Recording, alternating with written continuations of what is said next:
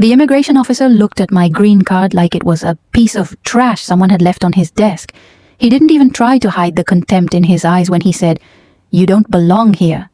I stood there, frozen, my valid green card in one hand, my stamped passport in the other, surrounded by dozens of travelers who had suddenly stopped to watch. Some were already pulling out their phones. My heart was pounding so hard I could hear it in my ears. Everything I'd worked for, everything I'd sacrificed, every dollar I'd saved, every tear I'd cried, it all came down to this moment. And this man, with his badge and his uniform and his ugly smirk, thought he could decide my fate with 4 words. But what he didn't know was that I'd been preparing for this fight my entire life. Not this specific moment, maybe, but every moment leading up to it. Every time someone looked at me like I was less than. Every time someone spoke slowly because they assumed I wouldn't understand. Every time someone asked where I was really from. I'd been building armor, piece by piece, scar by scar. And that day, standing in that secondary inspection room with fluorescent lights buzzing overhead and the smell of industrial cleaner burning my nostrils, I decided something. I decided I wasn't going to be silent anymore. Looking back now, I can see how everything in my life had been leading to that confrontation. But to understand what happened that day, you need to know how I got there in the first place. You need to know about the years of grinding, the bureaucratic nightmare, the small victories and crushing defeats. You need to know who I was before that officer tried to break me. I came to the United States when I was 23 years old. Young, terrified, hopeful in that naive way that only people who haven't been broken yet can be. I'd left everything behind.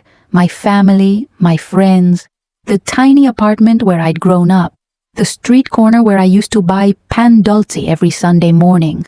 I left the language I dreamed in, the music that made me cry, the smell of rain on hot pavement that reminded me of home.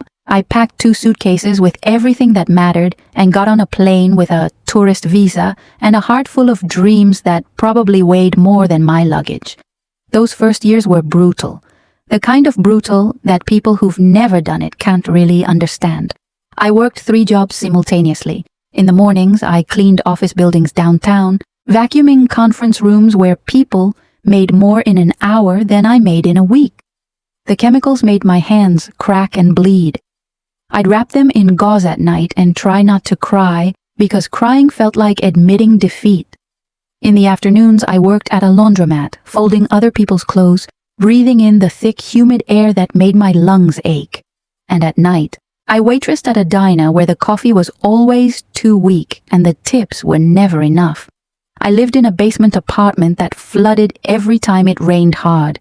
The ceiling was so low I couldn't stand up straight in the bathroom. There was a window, technically, but it faced a brick wall 6 inches away, so no sunlight ever made it through. I shared that space with 2 other women, both immigrants like me, both working themselves to exhaustion, both dreaming of something better. We took turns sleeping because we all had different shift schedules. The apartment always smelled like someone's dinner or someone's work clothes or someone's desperation, sometimes all 3 at once. But I didn't complain. Complaining felt like a luxury I couldn't afford. Instead, I studied. Late at night, after my last shift ended and my feet screamed with pain and my eyes burned from exhaustion, I'd sit at our tiny kitchen table with immigration law books I'd borrowed from the library. I taught myself the system.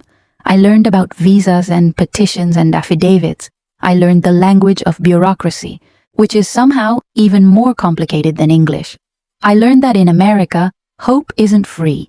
It comes with filing fees and lawyer consultations and endless forms that ask the same questions 17 different ways. The green card process took 4 years. 4 years of uncertainty, of checking the mail every single day with a combination of hope and dread. 4 years of paying lawyers with money I didn't have, eating rice and beans for weeks straight so I could afford another round of paperwork. 4 years of interviews where they asked me everything, where I went to school, who I dated, what my parents did for work, whether I'd ever been arrested, whether I supported terrorism, whether I planned to overthrow the government, as if a girl who couldn't afford new shoes was somehow a national security threat. I remember the interview for my work permit like it was yesterday. The officer was a woman, middle-aged, tired-looking. She had coffee stains on her sleeve and reading glasses that kept sliding down her nose. She asked me why I wanted to stay in America. I could have given her the rehearsed answer, the one my lawyer had coached me on, but something in her eyes made me tell the truth instead. I told her I wanted to stay because I was tired of being afraid of being deported, afraid of poverty, afraid of never being enough. I told her I wanted to build something, that I wanted to prove to myself that I could survive in a place that didn't want me, that I could thrive in a language that wasn't mine, that I could make a home out of uncertainty. She was quiet for a long moment. Then she stamped my application and said, "Good luck." Those 2 words felt like a blessing, like permission to keep going. 3 months later, my work permit arrived in the mail. I held that small plastic card in my hands and cried so hard, my roommate thought something terrible had happened. Something terrible hadn't happened. Something beautiful had. I finally had proof that I was allowed to exist here, that I was allowed to work legally, to build a life, to stop looking over my shoulder every time I saw a police car. With my work permit, everything changed. Not overnight, but gradually. I got a better job, administrative assistant at a small law firm. The pay wasn't great, but it was legal, stable, respectable.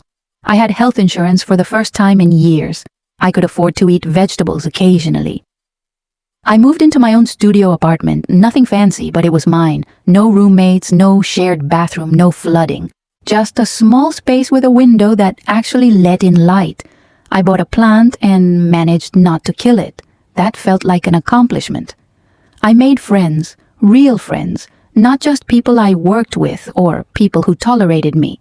There was Maria, another immigrant from El Salvador who worked as a nurse and had the most infectious laugh I'd ever heard. There was James, a black guy from Louisiana who ran a community center and taught me about American football and soul food.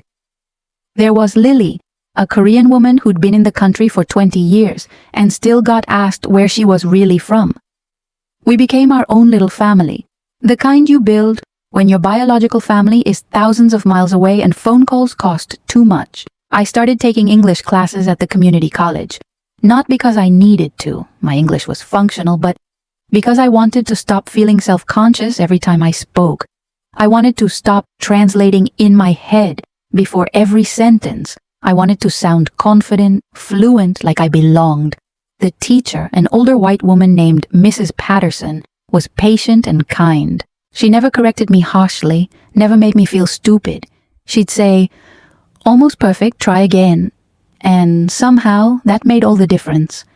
By the time I was 27, I'd saved enough money to hire a good immigration lawyer to start my green card petition. Not the cheap one I'd used before, but someone with actual credentials and a real office. His name was Robert Chen, and he was the son of Chinese immigrants himself. He understood what it meant to fight for belonging. He walked me through every step, explained every form, prepared me for every possible question. When I told him I was terrified of the interview, he said, "You've already done the hard part. You've survived. The interview is just paperwork." He was wrong, though. The interview wasn't just paperwork. It was psychological warfare. They asked me about every relationship I'd ever had, every job I'd ever worked, every address I'd ever lived at. They wanted bank statements, tax returns, pay stubs, lease agreements. They wanted character references from people who'd known me for at least 5 years. They wanted proof that I wasn't a criminal, wasn't a burden on society, wasn't planning to marry someone for papers. They wanted to make sure I deserved to stay. Deserve. That word haunted me, as if anyone could deserve or not deserve to exist somewhere. As if my worth as a human being could be measured in tax contributions and good behavior. As if I had to earn the right to build a life in a place where I already lived, already worked, already paid rent and bought groceries and celebrated Thanksgiving and complained about traffic like everyone else. But I played their game. I brought every document they asked for and some they didn't. I wore a conservative dress and minimal makeup. I smiled politely and answered every question thoroughly, but not too thoroughly. I thanked them for their time. I acted grateful for the privilege of being interrogated. And finally, months later, I got the letter. Approved. My green card was on its way. The day it arrived, I didn't cry. I just stared at it for a long time. My photo, my name, my alien registration number. The hologram that proved it was real. The expiration date 10 years away. This little card meant I could live here, work here, travel and come back. I could build a future. I could stop being afraid every time I heard sirens. I could exist without constantly justifying my existence. I celebrated by taking myself out to dinner at a Mexican restaurant I'd always wanted to try but couldn't afford. I ordered the most expensive thing on the menu, mole poblano with handmade tortillas, and I ate slowly, savoring every bite. The waiter asked if I was celebrating something, and I said, "Yes, I'm celebrating belonging." For the next few years, life was good. Not perfect, but good. I got promoted at work. I moved to a better apartment with actual closet space and a kitchen big enough to cook in. I started dating someone, a man named Daniel who worked in construction and had gentle hands and a patient heart. We talked about the future sometimes, carefully, like it was something fragile we didn't want to break. I visited home twice, each time feeling more like a tourist in the place I used to call home. That's what immigration does to you. It splits you in half. You're never fully here or fully there. You're always straddling two worlds, never quite comfortable in either. But I had my green card. I had legal status. I had proof of my right to be here. And I thought that was enough. I thought that meant I was safe. I thought that meant I wouldn't have to prove myself anymore. I was so wrong. If you've ever felt like you had to prove you belong somewhere, drop the word belong in the comments. And if you want to hear more stories like this, stories about fighting for your place in the world, please subscribe to this channel. Trust me, you'll want to hear what happens next. The trip to Mexico was supposed to be quick. My grandmother had passed away. The woman who raised me, who taught me to cook, who used to braid my hair while telling me stories about our ancestors. I hadn't seen her in 3 years. Work was demanding. Money was tight. And international flights were expensive. But when I got the call that she was gone, none of that mattered anymore. I booked the cheapest flight I could find, packed a carry-on, and left within 48 hours. The funeral was beautiful and devastating. Our entire family gathered in the small town where I grew up, filling the church with flowers and prayers and mariachi music. We cried together, ate together, shared memories until our voices were hoarse. For 5 days, I was home. Really home. Not the apartment in Chicago with the decent closet and the functional kitchen, but home in the way that seeps into your bones, the way that smells like your childhood and sounds like your native language and feels like safety. My mother held my hand during the burial and whispered, "I wish you didn't have to go back." Part of me wished that too.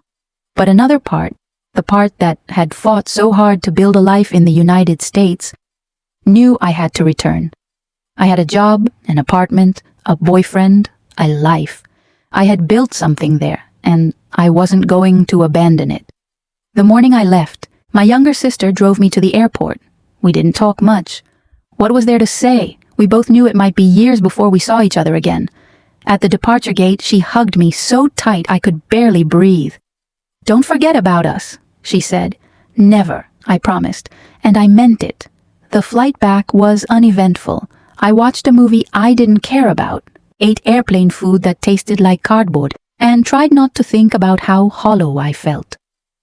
Grief has a way of making everything else seem unimportant. By the time we landed at O'Hare International Airport, I was exhausted, emotionally drained, physically depleted, running on caffeine and sadness. I grabbed my carry-on from the overhead bin and joined the slow shuffle of passengers making their way through the terminal. The airport was loud and bright and overwhelming after days in my quiet hometown. Everything moved too fast. People rushed past speaking English, and for a moment it felt foreign again, like I was hearing it for the first time. I shook off the feeling and headed toward passport control. The line was long. It always is. Travelers from all over the world stood in neat rows, waiting their turn to be inspected, verified, approved. I pulled out my passport and my green card, holding them like protective talismans. I'd done this before. Flying in and out of the country was a right granted by my legal status. I had nothing to worry about, or so I thought. When it was finally my turn, I approached the booth where a middle-aged white man in a uniform sat behind a glass partition. He had thinning hair, a permanent scowl, and the kind of face that looked like it had forgotten how to smile decades ago. I handed him my documents through the small opening at the bottom of the glass. "Welcome back," he said, but his tone suggested he didn't mean it. He scanned my passport and green card, staring at his computer screen with an expression I couldn't read. Seconds passed, then a minute, then another. My stomach started to tighten. "Is everything okay?" I asked politely. He didn't answer, just kept staring at the screen, occasionally clicking his mouse. Finally, he looked up. "Step aside, please. Someone will call you." My heart dropped. "What? Why? Is there a problem?" "Just step aside," he repeated, more firmly this time. Another officer appeared, a younger man with bland features and an equally bland expression. "Ma'am, please come with me." "But I don't understand." "Secondary inspection," he said, as if that explained everything. I followed him through a side door into a large room filled with rows of plastic chairs. About 20 other people sat waiting, most of them looking as confused and worried as I felt. There were families with small children, elderly couples, young men traveling alone. The room smelled like anxiety and industrial floor cleaner. A fluorescent light flickered overhead, buzzing like an angry wasp. "Sit here," the officer said, pointing to a chair near the back. "Someone will call your name." I sat. My hands were shaking. I gripped my green card tighter, as if holding it could somehow protect me. Around me, people whispered in different languages. A woman with a baby rocked back and forth, trying to keep the child from crying. An elderly man kept checking his watch, muttering to himself. We were all in limbo, waiting for someone to decide whether we were worthy of entry. An hour passed, then another. No one explained what was happening or why we were being held. No one offered water or food or even basic information. We just sat there, waiting, our lives temporarily suspended. I tried calling Daniel, but there was no signal in the room. Of course there wasn't. They didn't want us communicating with the outside world. Finally, after what felt like an eternity, an officer called my name, not kindly, not respectfully, just barked it across the room like I was a dog being summoned. I stood, legs unsteady, and walked toward the desk where he sat. This officer was different from the others, older, heavier, with cold eyes and a mouth that seemed permanently twisted into a sneer. He held my green card up to the light, examining it like he was searching for evidence of forgery. "Where were you?" he asked, not looking at me. "Mexico, for a funeral." "Whose funeral?" "My grandmother's." He made a note on a form. "How long were you there?" 5 days. More notes. "What do you do for work?" "Oh, I'm an administrative assistant at a law firm." He finally looked at me, and there was something in his eyes that made my skin crawl. Not suspicion exactly, something worse. Contempt. "You know," he said slowly, deliberately, "a lot of people try to come here illegally." "I'm aware," I said carefully, "but I'm here legally. I have a green card." He smiled, but it wasn't a friendly smile. "Yeah, I see that." He flipped through my passport, pausing at various stamps. "You go back to Mexico a lot." "Twice in 3 years," I corrected. "That's not a lot." "Seems like a lot to me," he said. "Makes me wonder why you bother coming back here if you love it so much there." The accusation hung in the air like smoke. I felt my face flush with anger and humiliation. Other officers nearby had stopped what they were doing to watch. Travelers in the waiting area were staring. Some had their phones out, discreetly recording. I wanted to scream at him, to tell him he had no right to speak to me that way, that I'd earned my place here, that I'd followed every rule and paid every fee and jumped through every hoop. But I also knew that losing my temper would only make things worse, so I kept my voice calm and measured. I come back because this is where I live. This is where I work. This is my home. He leaned back in his chair, crossing his arms over his chest. Is it, though? The question was rhetorical, meant to wound. It worked. You don't really belong here, do you? He continued. You're just here because we let you be here, and we can change our minds anytime we want. My hands were trembling now, not from fear, but from rage, pure, white-hot rage. I have a valid green card, I said, each word deliberate. I have every right to be here. Rights, he scoffed. You people always talk about rights like you earned them. I did earn them, I said, louder now. I earned every single document you're holding. He stood up, towering over me. The room went silent. Even the baby stopped crying. You don't belong here, he said, loud enough for everyone to hear. And no piece of paper is going to change that. That's when I made a decision. I pulled out my phone. What are you doing? He demanded. Documenting this conversation, I said, my voice surprisingly steady. Because I have the right to record how I'm being treated, and I'm going to make sure everyone knows what you just said to a legal resident of this country. His face turned red. Put that away. No. Put it away or I'll have you removed. On what grounds? I challenged. I'm not breaking any laws. I'm not being aggressive. I'm simply standing here with valid documentation being harassed by someone who's supposed to be doing his job professionally. Another officer approached quickly. This one was older with gray hair and tired eyes that had seen too much. What's going on here? This woman is being disruptive, my interrogator said. This woman, I said, turning to the new officer, is being told she doesn't belong in a country where she has legal residency, and I'd like to know his name and badge number because I'm filing a formal complaint. The gray-haired officer glanced at my documents, then at my phone, then at the crowd of onlookers who were definitely recording now. I saw the calculation in his eyes. This was about to become a problem, a public relations nightmare. Ma'am, he said calmly, I apologize for any misunderstanding. Your documents are in order. You're free to enter the country. Just like that. Free to go. As if the last 3 hours hadn't happened. As if I hadn't been humiliated in front of dozens of people. As if those words, you don't belong here, hadn't been said. The first officer was already walking away, disappearing into the back office like a coward. The gray-haired officer stamped my passport and handed everything back to me. Welcome home, he said. And this time, there might have been a trace of genuine apology in his voice, but it was too late for apologies. I walked out of that room with my head held high, even though inside I was shaking, even though I wanted to cry, even though part of me felt smaller than I'd ever felt before, because that officer had said out loud what so many people thought quietly, that I didn't belong, that my papers were just permission, not proof. That I would always be other, always be foreign, always be less than. I collected my luggage in a daze and made my way through the sliding glass doors into the arrivals area. Daniel was waiting for me, concern etched across his face. The moment I saw him, the tears I'd been holding back finally came.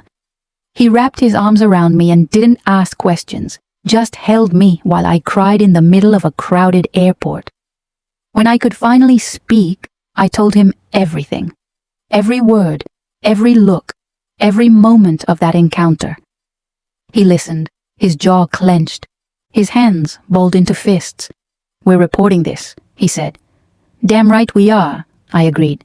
That night, lying in bed in my own apartment, in the city I'd called home for years, I couldn't sleep. I kept replaying the scene over and over. The officer's sneer, his words, the way he tried to make me feel small, the way he'd almost succeeded. But then I thought about something else. I thought about all the other people in that waiting room. I thought about the woman with the baby, the elderly man, the young travelers who probably didn't speak English well enough to defend themselves. I thought about how many times this had happened before, how many times officers like him had abused their power, knowing that most people wouldn't fight back because they were too afraid, too exhausted, too worried about making things worse. And I decided I wasn't going to let it go. Not this time. We're about halfway through this story, and I know some of you might be wondering what I did next. The answer might surprise you because I didn't just file a complaint and move on. What happened next changed everything. My career, my purpose, my entire understanding of what it means to fight for justice. If you're still watching, thank you. And if you want to see how this story ends, hit that subscribe button because you won't want to miss what's coming. The morning after my airport ordeal, I woke up exhausted but determined. Daniel had already left for work, leaving a note on the kitchen counter that said, "You're the strongest person I know. Love you." I made coffee, sat at my small kitchen table, and opened my laptop. The video I'd managed to record before the supervisor intervened was shaky, and the audio wasn't perfect, but it captured everything that mattered. The officer's voice, his words, the contempt, the cruelty. My hands hovered over the keyboard. I could file an official complaint through the proper channels and wait months, maybe years, for an investigation that might lead nowhere.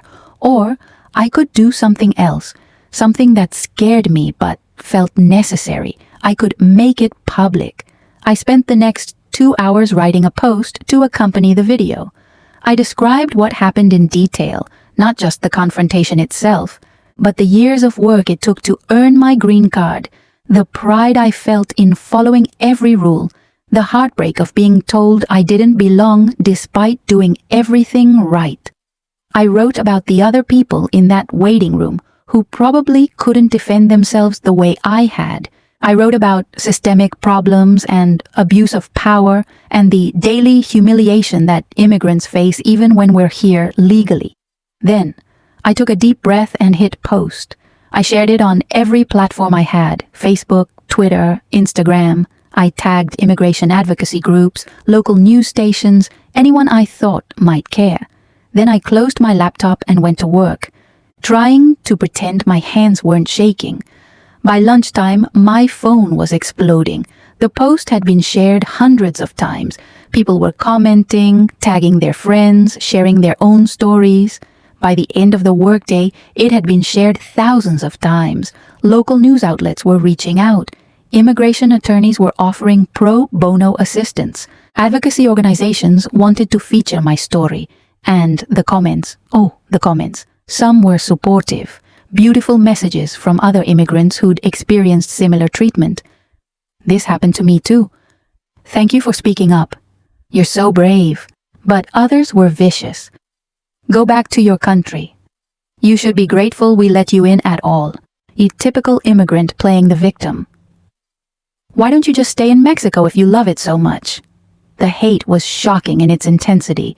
People I'd never met, who knew nothing about me beyond this one video, felt entitled to judge my entire existence. Some made threats. Some said I should be deported. Some said worse things I won't repeat.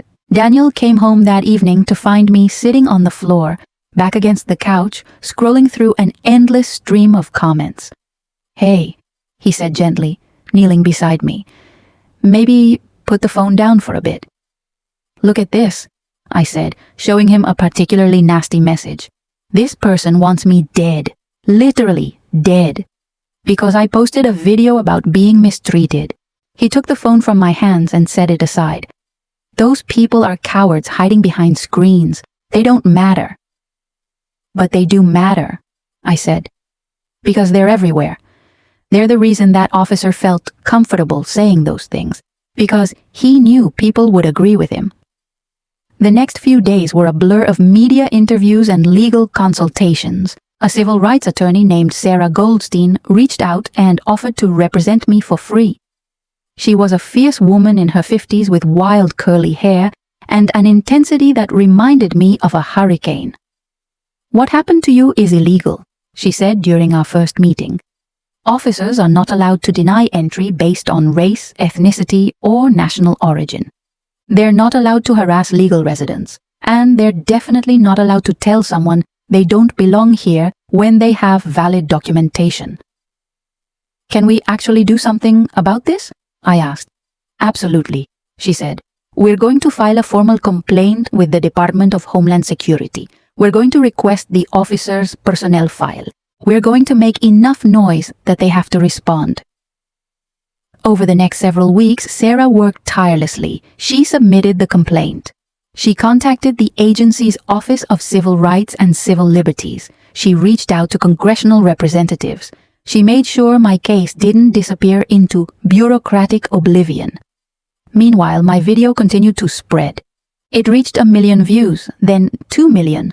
News outlets across the country covered the story. I did interviews with local TV stations, NPR, even CNN. Each time I told the story, more people came forward with their own experiences. But the attention came at a cost. The harassment intensified. People found my work email and sent hateful messages. Someone left a note on my car windshield that said, "ICE is coming for you." I had to make all my social media accounts private. I started looking over my shoulder every time I left my apartment. Daniel wanted me to stop, to let it go, to prioritize my safety. "You've made your point," he said.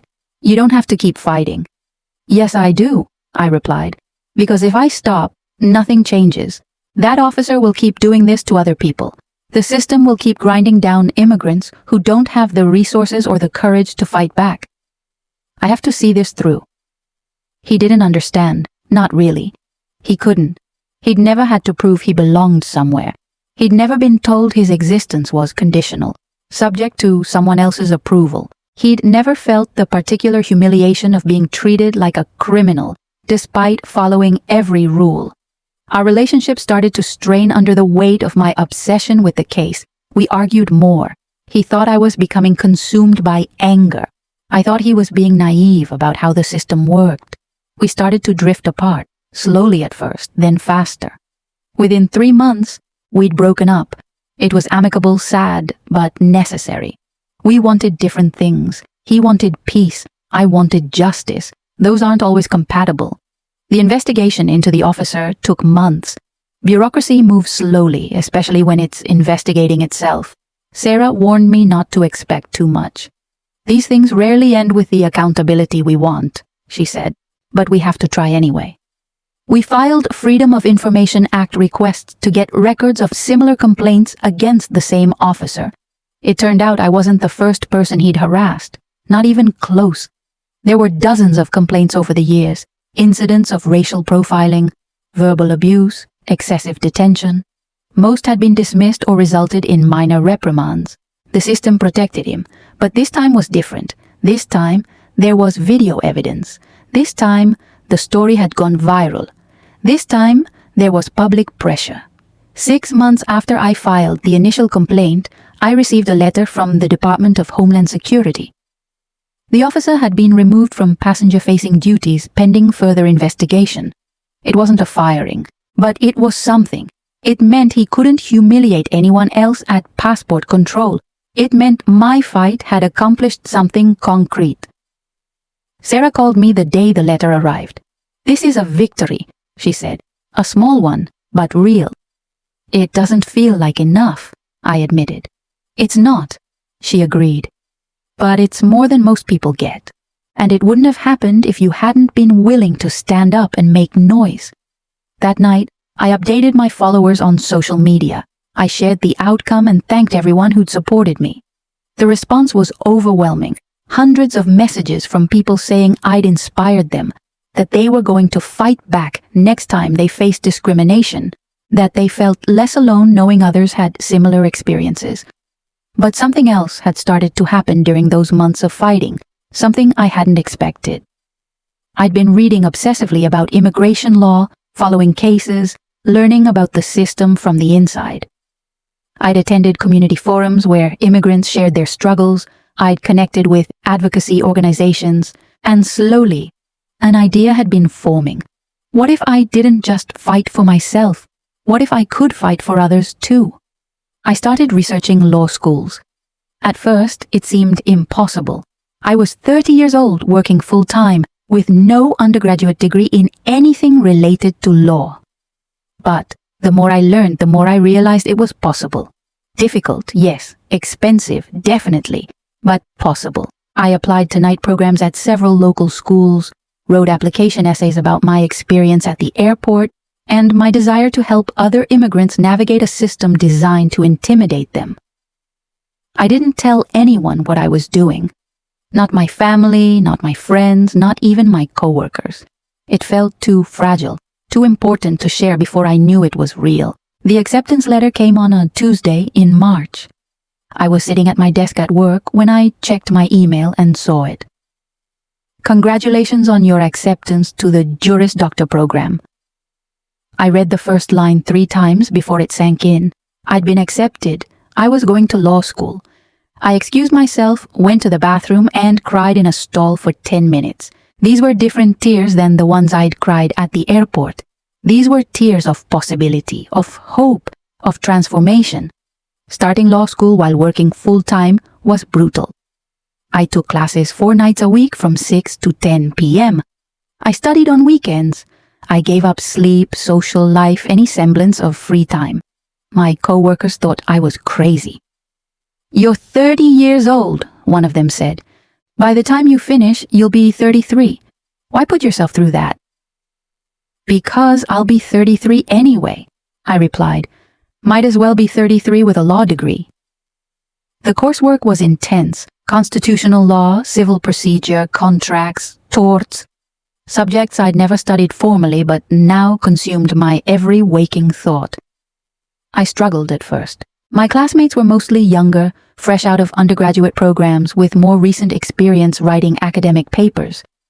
But I had something they didn't. I had lived experience. I understood viscerally what was at stake in immigration cases. I'd felt the weight of bureaucracy, the power imbalance, the fear and humiliation. That understanding fueled me through the exhaustion. During my second year, I started volunteering at a legal aid clinic that specialized in immigration cases.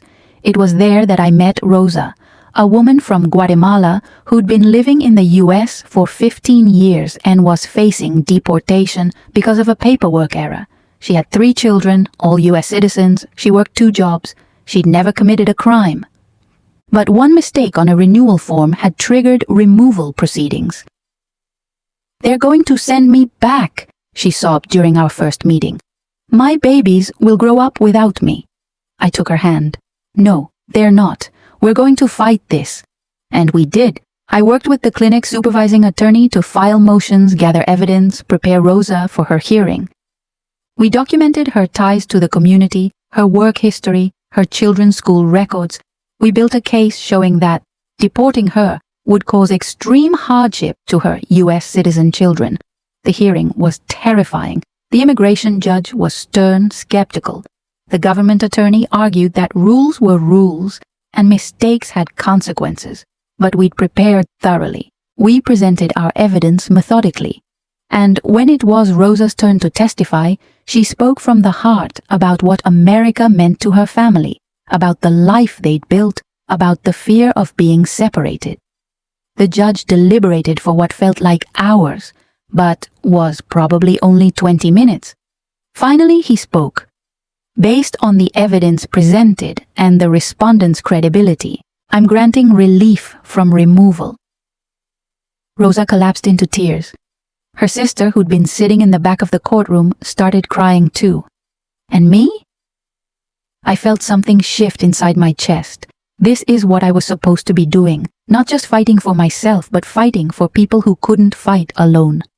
That case changed everything. I threw myself even deeper into immigration law. I took every related class my school offered. I interned at nonprofits. I attended conferences. I became obsessed with understanding not just the letter of the law, but how it was applied, how it failed people, how it could be used as a weapon or a shield depending on who wielded it.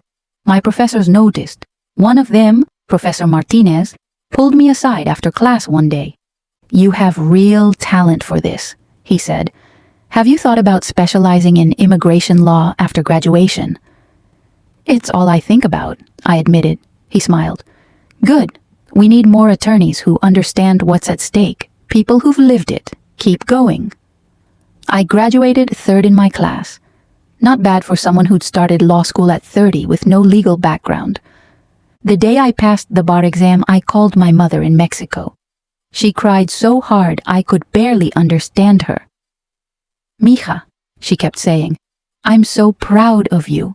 Your grandmother would be so proud." I thought about my grandmother, the woman whose funeral had led to that airport confrontation, whose death had inadvertently set all of this in motion. I thought about how she'd always told me I was destined for something important, even when I couldn't see it myself. Maybe this was what she'd meant. Within a month of passing the bar, I joined a small immigration law firm that focused on representing low-income immigrants. The pay was terrible compared to what I could have made in corporate law, but money had never been the point. The point was helping people like Rosa, like the family of 4 facing deportation because their asylum claim had been denied.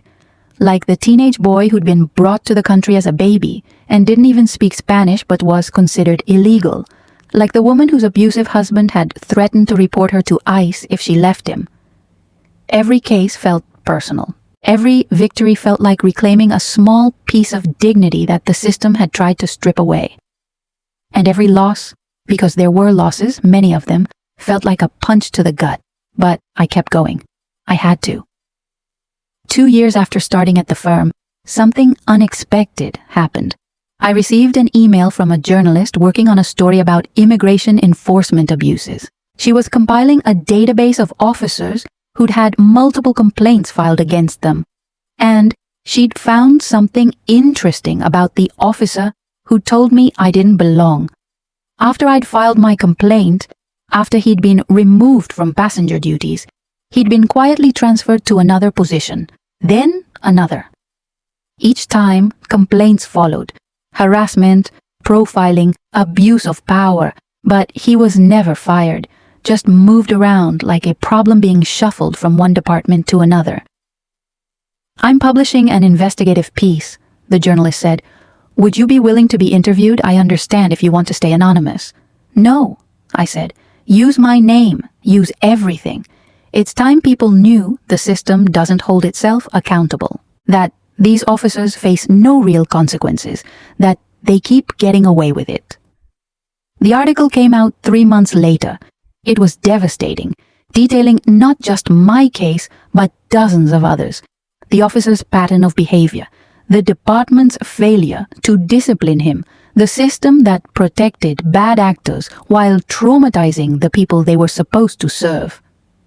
Within a week, several congressional representatives had called for an investigation. Within a month, the officer had been placed on administrative leave, and within 6 months, he'd quietly resigned. It wasn't the satisfying ending I'd imagined years ago. No dramatic firing, no public apology, no admission of wrongdoing, just a quiet exit. A retirement, probably, with full benefits. But it was something. He couldn't hurt anyone else. And maybe, just maybe, other officers would think twice before abusing their power if they knew someone might fight back. The case that changed everything came during my 3rd year as an immigration attorney. A woman named Carmen contacted our firm in a panic. She'd been stopped at the airport, the same airport where I'd been detained years earlier, and subjected to hours of questioning despite having a valid visa. The officer had made comments about her accent, her clothing, her reasons for traveling. He'd implied she was lying about her purpose for visiting the US. He'd made her feel like a criminal. "I recorded some of it," Carmen said during our consultation, her hands shaking as she pulled out her phone. "I don't know if it'll help, but I remembered your story. I remembered what you did, so I tried to do the same thing." I watched the video and my blood went cold. It was a different officer, but the same tactics, the same contempt, the same abuse of power disguised as security protocol. "We're taking this case," I told my supervising partner, "and we're not settling quietly." We didn't. We filed a lawsuit. We demanded accountability. We contacted media outlets. We made noise. This time, I wasn't the victim seeking justice. I was the attorney fighting for someone else, and that shift in role felt powerful. In a way I hadn't expected. I wasn't just surviving the system anymore. I was wielding it. The case took 18 months to resolve. There were depositions, motions, negotiations. The government fought back hard, trying to claim qualified immunity, trying to dismiss on procedural grounds, trying everything they could to avoid accountability. But we persisted. And finally, on a cold morning in February, we reached a settlement. The agency agreed to policy changes, additional training for officers, and an independent review process for complaints. It wasn't everything we wanted, but it was progress. Real, measurable progress. Carmen hugged me after the settlement was finalized. "Thank you," she whispered. "Thank you for believing me, for fighting for me." "I'll always fight," I said. "That's what we do. We fight." That night, sitting alone in my small apartment with a glass of wine, I thought about the journey that had brought me here. The scared 23-year-old who'd arrived with 2 suitcases and impossible dreams. The exhausted woman working 3 jobs in a flooded basement apartment. The determined immigrant navigating the green card process. The humiliated traveler standing in secondary inspection while an officer told her she didn't belong. And now, the attorney who fought for people facing those same humiliations. It had been a long, painful, expensive road, but I'd arrived somewhere I never expected, somewhere that felt like purpose. I pulled out my phone and opened the video I'd recorded all those years ago. I watched it one more time, hearing the officer's voice saying, "You don't belong here." And I smiled. Because he'd been wrong, I did belong, not because of a green card or a passport or any piece of paper. But because I'd built a life here, because I'd fought for my place, because I'd refused to be erased. And now I helped others do the same. I spent years proving I belonged, but eventually I realized something. I don't need to prove anything to anyone anymore. My green card gives me the legal right to be here, but my work, helping others fight for their own rights, that's what gives me purpose. What happened at that airport was the worst and best thing that ever happened to me. Worst, because it was traumatic and dehumanizing. Best, because it showed me what I was meant to do with my life. So let me ask you, have you ever had a moment that broke you but also transformed you? A moment that pushed you to become who you were meant to be? Drop your thoughts in the comments below. And if this story resonated with you, please subscribe to this channel. I share more stories about resilience, justice, and refusing to accept the limitations others try to place on us. Thank you for listening. Thank you for being here. And remember, you belong wherever you choose to build your life. Don't let anyone tell you otherwise.